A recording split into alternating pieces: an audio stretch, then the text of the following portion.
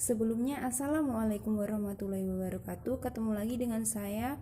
Perkenalkan, nama saya Yulnawati. Saya dari kelas PAI semester 4. Nah, di sini saya akan membahas tentang model pembelajaran secara daring.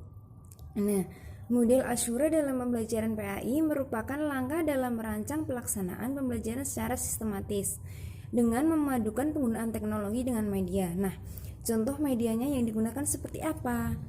Media yang digunakan biasanya yaitu Google Classroom. Nah, Google Classroom ini sangat populer. Sudah kebanyakan orang tahu tentang media Google Classroom. Google Classroom yang tidak memakan pakai data terlalu banyak. Cara merancang melalui media real yang diinginkan sesuai dengan teori Ashura ialah hal yang pertama yaitu dilakukan mengidentifikasi dan menganalisis suatu karakteristik peserta didik yang sudah disesuaikan terhadap hasil belajar peserta didik. Nah, hasil belajar peserta didik ini seperti apa? Hasil belajarnya yaitu sudah direncanakan dan sudah bisa dikatakan terencana. Yang kedua itu menentukan standar dan tujuan pembelajaran yang tepat. Menentukan standar tujuan yang tepat itu terlebih dahulu merencanakan apa yang akan dibahas, seperti itu. Nah, yang selanjutnya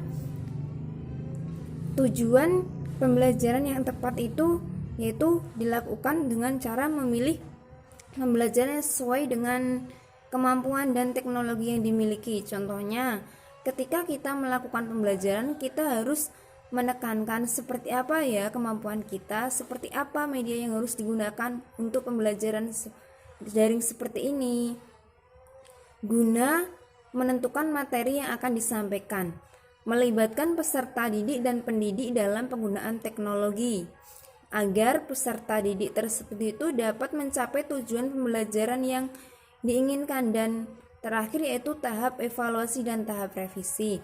Tahap evaluasi dan tahap revisi ini kita dapat menyimpulkan bahwa evaluasi apa yang perlu dievaluasi dalam pembelajaran daring seperti ini. Contohnya yaitu evaluasi tentang penggunaan media pembelajaran, yaitu evaluasi meminimalisir penggunaan pakai data, penggunaan jam pembelajaran. Nah, seperti itu. Yang kedua yaitu simpulan dari semua yang sudah saya bahas di awal tadi, yaitu pernyataan tentang penjelasan di atas yaitu mengarah pada suatu prinsip dalam pengembangan suatu media pembelajaran.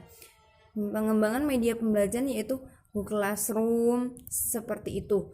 Nah, sesuai dengan prinsip yang sudah Anda ketahui, maka langkah merancang media pembelajaran yang real itu diperlukan. Karena apa?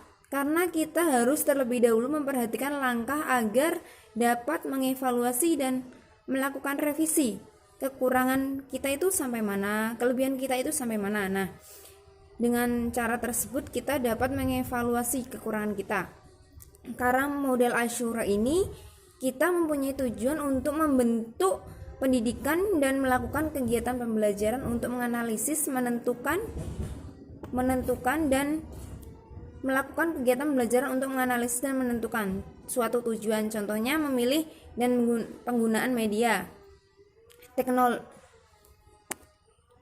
teknologi seperti apakah yang perlu kita gunakan di saat pembelajaran daring seperti ini. Bagaimana cara membuat peserta didik itu tertarik dengan pembelajaran yang sudah kita ampu.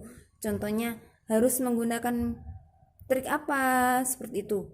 Nah, beberapa kegiatan yang akan dilaksanakan. Jadi suatu prinsip efektivitas itu berperan sangat penting dalam pembelajaran, supaya dalam melakukan pembelajaran model Ashura ini kita bisa belajar seperti apa yang diinginkan sesuai dengan pembelajaran seperti saat pembelajaran offline atau tatap muka. Mungkin itu yang dapat saya sampaikan, kurang lebihnya saya mohon maaf. Sekian, terima kasih. Wassalamualaikum warahmatullahi wabarakatuh.